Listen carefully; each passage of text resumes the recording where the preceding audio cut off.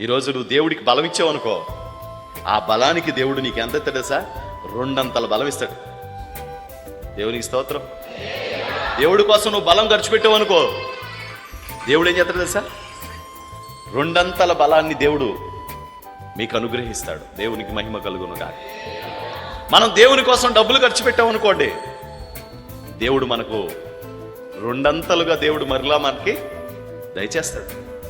మనం దేవుని కోసం మన పిల్లల్ని ఖర్చు పెట్టామనుకోండి, దేవుడు మన పిల్లల్ని గొప్ప దీవెనకరమైన పరిస్థితుల్లో ఉంచుతాడు. దేవునికి స్తోత్రం.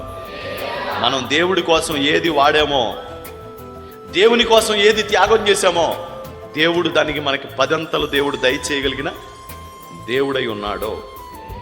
ఆమేన్. హల్లెలూయా, హల్లెలూయా. 1 కాదు 2 కాదు, 10 మేలు చేయగలిగిన దేవుడు నీ దేవుడు. నువ్వు దేవుడి కోసం చేసే దేన్ని కూడా దేవుడు అచ్చుండేవాడు కాదు. ఆయన నీకు 100 మరలా దయచేయగలిగిన దేవుడై ఉన్నాడు.